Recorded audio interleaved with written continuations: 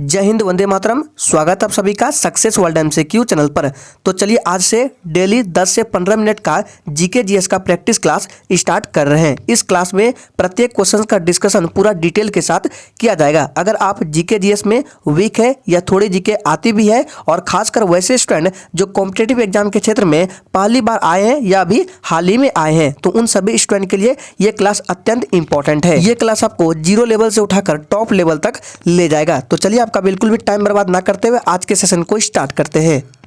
तो आज के सेशन का सबसे पहला प्रश्न है, कुतुब मीनार के पास स्थित लौह स्तंभ किस राजा ने बनवाया था? मोस्ट इंपॉर्टेंट प्रश्न है। ऑप्शन है चंद्रगुप्त द्वितीय, समुद्रगुप्त, स्कंदगुप्त या फिर डी रामगुप्त। और आपको लाइव चैट का ऑप्शन मिलता है, तो प्रत्येक स्टूडेंट को लाइव चैट में प्रत्येक क्वेश्चन के आंसर करते जाना है ताकि आप सभी का रिविजन प्रॉपर हो सके। और एक जरूरी बात बता दें कि यह क्लास आपको डेली रात 9 बजे लाइव चैट के साथ मिलेगा। तो प्रत्येक स्टूडेंट को हर रोज रात 9 बजे आने हैं। तो इसका राइट आंसर जो बच्चे लाइव चैट में ऑप्शन ए को दिए हैं बिल्कुल सही जवाब दे चंद्रगुप्त द्वितीय ने। आपको क्वेश्चन ऐसे भी पूछ सकता है, यहाँ पे कुतुब मीनार नहीं रहेगा, सिर्फ आपको पूछ सकता है कि लौह स्तंभ किस राजा ने बनवाया था, तो फिर भी राइट आंसर क्या देगा? चंद्रगुप्त द्वितीय ने। याद रखना है चंद्रगुप्त द्वितीय ये समुद्रगुप्त के पुत्र थे, याद रखना है। और समुद्रगुप्त को याद रखना है, समुद्रगुप्त को भारत का नेपोलियन भी कहा जाता है, याद रखने हैं। चलिए आगे बढ़ते हैं। नेक्स्ट है, ताजमहल की डिजाइन तैयार करने वाला वास्तुकार कौन था? मोस्ट इंपॉर्टेंट प्रश्न है। यहाँ से भी 2 से 3 प्रश्न पूछे जाते हैं एग्जाम में।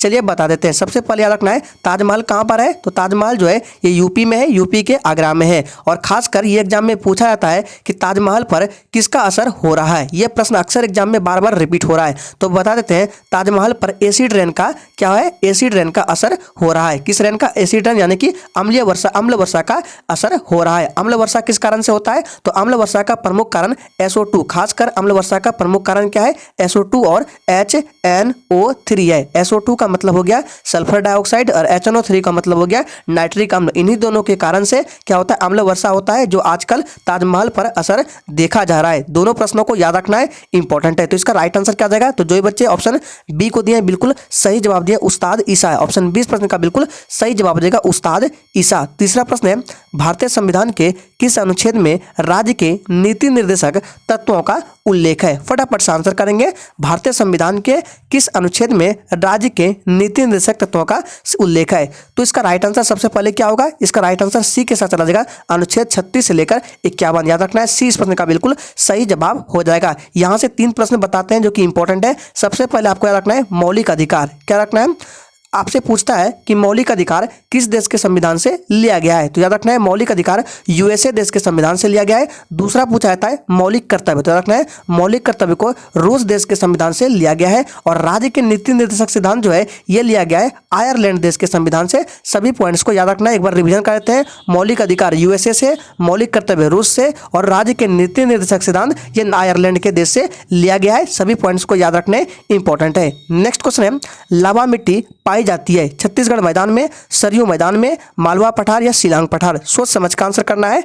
चलिए तो याद रखना है लावा मिट्टी कहाँ पाई जाती है, तो इसका राइट आंसर ऑप्शन सी के साथ चला जाएगा, मालवा पठार। ऑप्शन सी इस प्रश्न का बिल्कुल सही जवाब हो जाएगा। मालवा पठार का निर्माण काली मिट्टी से हुआ है। याद रखना है काली मिट्टी को ही लावा मिट्टी बोलते हैं, काली मिट्टी को ही रेगुड़ मिट्टी बोला जाता है, काली मिट्टी को ही चरनोजा मिट्टी बोला जाता है और काली कपासी मिट्टी भी बोला जाता है। इतने सारे प्रश्न बनते हैं काली मिट्टी से, याद रखने इंपॉर्टेंट है। चलिए शिक्षक आगे बढ़ते हैं। नेक्स्ट है, भारत के राष्ट्रपति और उपराष्ट्रपति दोनों के पद खाली हो तो उनका काम कौन करेगा? मोस्ट इंपॉर्टेंट है। चलिए आंसर करेंगे। चलिए, भारत के राष्ट्रपति और उपराष्ट्रपति दोनों के पद खाली हो तो उनका काम कौन करेगा? तो याद रखना है भारत का मुख्य न्यायाधीश करेगा। जो बच्चे सी को दे रहे हैं बिल्कुल सही जवाब दे रहे हैं, भारत का मुख्य न्यायाधीश करेगा। प्रत्येक स्टूडेंट को लाइव चैट में आंसर करते जाना है। नेक्स्ट क्वेश्चन है, किस अधिनियम को ब्लैक बिल के नाम से जाना जाता है? ब्लैक बिल से मतलब है काला कानून के नाम से जाना जाता है। इंपॉर्टेंट प्रश्न है। चलिए, और फ्रेंड्स अगर आपको किसी भी प्रश्न में थोड़ा भी डाउट होता है तो तुरंत आप कमेंट करके पूछ सकते हैं। तो किस अधिनियम को ब्लैक बिल के नाम से जाना जाता है? तो इसका राइट आंसर ऑप्शन ए के साथ चला जाएगा, रॉलेट एक्ट को। याद रखना है ये कब पारित हुआ था? तो 1919 ईस्वी में रॉलेट एक्ट पारित हुआ था। याद रखना इंपॉर्टेंट है। चलिए शिक्षक आगे बढ़ते हैं। नेक्स्ट क्वेश्चन है, किसके काल को मुगल चित्रकला का स्वर्ण काल कहा जाता है। मोस्ट इंपोर्टेंट प्रश्न आंसर करते जाएंगे। और फ्रेंड्स आपको सिर्फ 5 से 10 दिनों तक इस क्लास को ईमानदारी पूर्वक करना है, फिर आप लोग अपने आप में परिवर्तन देखेंगे। तो किसके काल को मुगल चित्रकला का स्वर्ण काल कहा जाता है, इसका राइट आंसर ऑप्शन क्या हो जाएगा जी, बिल्कुल जो भी बच्चे ऑप्शन बी को दे रहे हैं बिल्कुल सही जवाब दे रहे हैं। शाहजहां के काल को मुगल चित्रकला का स्वर्ण काल कहा जाता है। नेक्स्ट है, मानव सभ्यता के विकास की प्रथम अवस्था कौन सी थी। फटाफट से आंसर करेंगे। मानव सभ्यता के विकास की प्रथम अवस्था कौन सी थी, तो इसका राइट आंसर जो बच्चे लाइव चैट में ऑप्शन ए को दे रहे हैं बिल्कुल सही जवाब दे रहे हैं, शिकार अवस्था। याद रखना है, ऑप्शन ए इस प्रश्न का बिल्कुल सही जवाब हो जाएगा, शिकार अवस्था। नेक्स्ट है, यूनेस्को का मुख्यालय कहाँ स्थित है। फटाफट से आंसर करते जाएंगे। यूनेस्को का मुख्यालय कहाँ स्थित है, तो याद रखना यूनेस्को का मुख्यालय पेरिस में है, ऑप्शन ए इस प्रश्न का बिल्कुल सही जवाब हो जाएगा। एक पूछा था नाटो का मुख्यालय, तो याद रखना है नाटो का मुख्यालय ब्रुसेल्स में है। ब्रुसेल्स कहाँ है, तो बेल्जियम में। याद रखना है एक पूछा था है WTO, याद रखना है WTO WHO ये सभी के मुख्यालय जिनेवा में है। सभी पॉइंट्स को याद रखना है। और एक पूछा था है विश्व स्वास्थ्य दिवस, तो याद रखना है विश्व स्वास्थ्य दिवस 7 अप्रैल को मनाया जाता है प्रत्येक वर्ष, याद रखने हैं। नेक्स्ट है, वर्षा की मात्रा निर्भर करती है, किस पर निर्भर करती है, आंसर करेंगे। वर्षा की मात्रा निर्भर करती है, चलिए तो याद रखना है वर्षा की मात्रा वायुमंडल में नमी पर निर्भर करती है, ऑप्शन 20 प्रश्न का बिल्कुल सही जवाब हो जाएगा। और वर्षा की आर्द्रता को हाइग्रोमीटर में मापा जाता है। पूछा जाता है कि वर्षा की आर्द्रता को किस में मापते हैं, तो हाइग्रोमीटर में मापा जाता है। नेक्स्ट है, सूर्य में हीलियम और हाइड्रोजन का अनुपात कितना है। फटाफट से आंसर करते जाएंगे। और जो भी स्टूडेंट चैनल पर पहली बार आए, चैनल पर नए आए हैं, चैनल को सब्सक्राइब करके साथ में बेल आइकन को जरूर प्रेस कर लेंगे ताकि मेरे सभी क्लास का नोटिफिकेशन आपके मोबाइल तक पहुंच जाए। तो सूर्य में हीलियम और हाइड्रोजन का अनुपात कितना होता है, तो 3:1 होता है। मोस्ट इंपॉर्टेंट है, याद रखना है। अगर परसेंटेज की बात करें तो सूर्य में याद रखना है, सूर्य में हाइड्रोजन जो होता है 71% होता है। और हीलियम की बात करें तो हीलियम 26% होता है। और अनुपात कितना होता है, 3:1 होता है, याद रखना है। और सूर्य जो है ये नाभिकीय संलयन के सिद्धांत पर कार्य करता है। नेक्स्ट है, वायुमंडल में कितनी अलग अलग परतें होती है। फटाफट से आंसर करते जाएंगे। इंपॉर्टेंट प्रश्न है, वायुमंडल में कितनी अलग अलग परतें होती है, तो याद रखना है इसका सही जवाब जो बच्चे सी को दे रहे हैं बिल्कुल सही जवाब दे रहे हैं, 5 परतें होती है। कौन कौन सी, तो याद रखना है फर्स्ट पे आपका क्षोभ मंडल आता है, दूसरे पे समताप आता है, तीसरे पे मध्य मंडल आता है, चौथे पे क्या आता है तापमंडल, और पांचवे पे वायुमंडल आता है। पहले पे कौन सा आता है, तो पहले पे क्षोभ मंडल जिसमें मौसम संबंधी घटनाएं देखी जाती है। दूसरे स्थान पर समताप मंडल जिसमें हवाई जहाज प्रायः उड़ते हैं, याद रखना है। नेक्स्ट है, रेड क्लिफ रेखा बीच की एक सीमा है। फटाफट से आंसर करेंगे।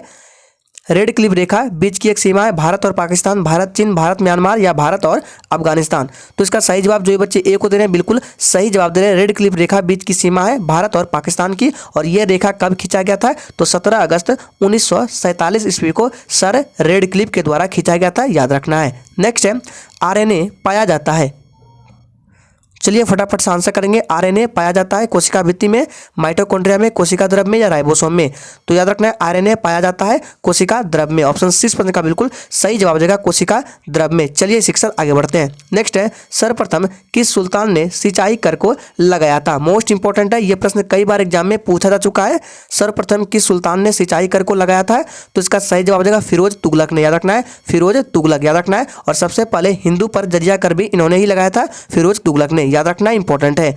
नेक्स्ट है, कूका आंदोलन किस राज्य से संबंधित है। चलिए आंसर करेंगे। सारे प्रश्न सिलेक्टेड कराए जा रहे हैं। कूका आंदोलन किस राज्य से संबंधित है, तो याद रखना है कूका आंदोलन पंजाब राज्य से संबंधित है, ऑप्शन 20 प्रश्न का बिल्कुल सही जवाब हो जाएगा। चलिए आगे बढ़ते हैं। नेक्स्ट है, वायुमंडल के किस परत में उल्कापिंड नष्ट होते हैं। ये भी प्रश्न कई बार एग्जाम में पूछा गया है कि वायुमंडल में किस परत में उल्कापिंड नष्ट होते हैं, तो याद रखना इसका राइट आंसर ऑप्शन सी के साथ चला जाएगा, मध्य मंडल में। सी इस प्रश्न का बिल्कुल सही जवाब हो जाएगा। और याद रखना है वायुमंडल, अगर आपसे पूछे कि वायुमंडल की सबसे ठंडी परत कौन सी है, तो याद रखना है 5 परतों में सबसे ठंडी परत मध्य मंडल ही है, याद रखना है सी बिल्कुल सही जवाब हो जाएगा। नेक्स्ट है, अकबर एवं महाराणा प्रताप के बीच प्रसिद्ध हल्दी घाटी का युद्ध कब लड़ा गया था। फटाफट से आंसर करते जाएंगे।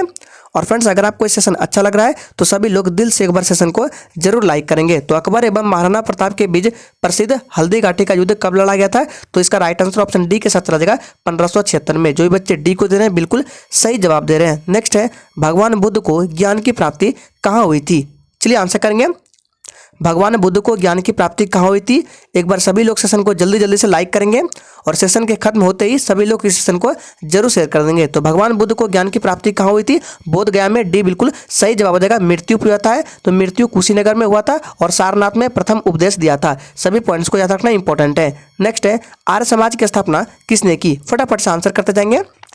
प्रत्येक स्टूडेंट को लाइव चैट में आंसर करते जाना है।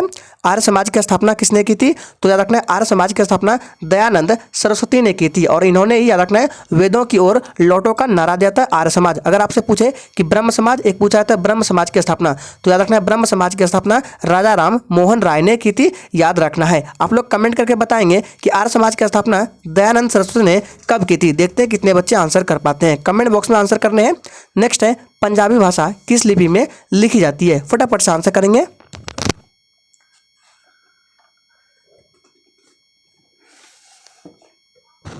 चलिए, तो पंजाबी भाषा किस लिपि में लिखी जाती है? तो याद रखना है गुरुमुखी लिपि में। ऑप्शन सी इस प्रश्न का बिल्कुल सही जवाब हो जाएगा। एक पूछा था हिंदी, तो हिंदी भाषा जो है ये देवनागरी लिपि में लिखी जाती है। दोनों को याद रखना है। नेक्स्ट है, भारत में सबसे पहले सूर्य किस राज्य में निकलता है? चलिए आंसर करेंगे। भारत में सबसे पहले सूर्य किस राज्य में निकलता है? चलिए, तो इसका राइट आंसर अरुणाचल प्रदेश हो जाएगा। भारत में सबसे पहले सूर्य अरुणाचल प्रदेश राज्य में निकलता है। ऑप्शन इस प्रश्न का बिल्कुल सही जवाब हो जाएगा। नेक्स्ट क्वेश्चन है, बिहू किस राज्य का प्रसिद्ध त्योहार है? फटाफट से आंसर करते जाएंगे। बिहू किस राज्य का प्रसिद्ध त्योहार है? असम, गोवा, उड़ीसा या बिहार? तो याद रखना है बिहू जो है ये असम राज्य का त्योहार है। ऑप्शन इस प्रश्न का बिल्कुल सही जवाब हो जाएगा। असम से एक प्रश्न पूछा जाता है कि काजीरंगा अभ्यारण्य कहाँ है? तो याद रखना है काजीरंगा अभ्यारण्य जो है ये असम में ही है, जो कि एक सिंग वाले गेंडे के लिए बहुत ही फेमस है। मानस अभ्यारण्य भी काजीरंगा में ही है, यानी कि असम में ही है। याद रखना है। नेक्स्ट है, कौन सा ग्रह को लाल ग्रह कहते हैं? चलिए आंसर करेंगे। किस ग्रह को लाल ग्रह कहते हैं? बुध, प्लूटो, मंगल या यूरेनस को? तो याद रखना इसका सही जवाब हो जाएगा ऑप्शन सी, मंगल को लाल ग्रह के नाम से जाना जाता है। सी इस प्रश्न का बिल्कुल सही जवाब हो जाएगा। इंपॉर्टेंट प्रश्न है, याद रखने। और याद रखना ये जो बुध है ये सूर्य से सबसे नजदीक का ग्रह है। याद रखना है। और सूर्य से सबसे नजदीक का ग्रह पूछे तो बुध हो जाएगा, लेकिन पृथ्वी से सबसे नजदीकी ग्रह पूछे तो शुक्र हो जाएगा। दोनों याद रखना है। और शुक्र जो है ये सबसे गर्म ग्रह भी है। नेक्स्ट है, सागरमाथा निम्नलिखित में से किस पर्वत को कहा जाता है? फटाफट से आंसर करेंगे। सागरमाथा निम्नलिखित में से किस पर्वत को कहा जाता है? इसका सही जवाब क्या आ जाएगा? माउंट एवरेस्ट को। भारत में माउंट एवरेस्ट बोला जाता है, लेकिन नेपाल में रखना है माउंट एवरेस्ट को नेपाल में सागरमाथा के नाम से जाना जाता है। नेपाल की राजधानी काठमांडू है। याद रखना है। नेक्स्ट है, निम्नलिखित में से किस राज्य में पंचायती राज्य का शुभारंभ सबसे पहला हुआ? मोस्ट इंपॉर्टेंट आंसर करेंगे। निम्नलिखित में से किस राज्य में पंचायती राज्य का शुभारंभ सबसे पहले हुआ?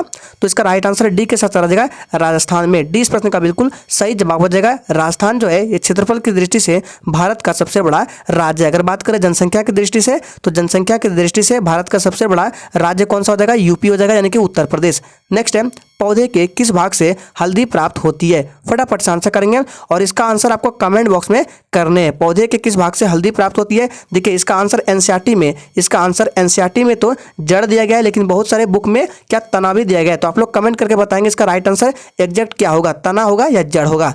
नेक्स्ट है, विश्व का सबसे बड़ा कार्बन उत्सर्जन देश कौन सा है? चलिए आंसर करेंगे।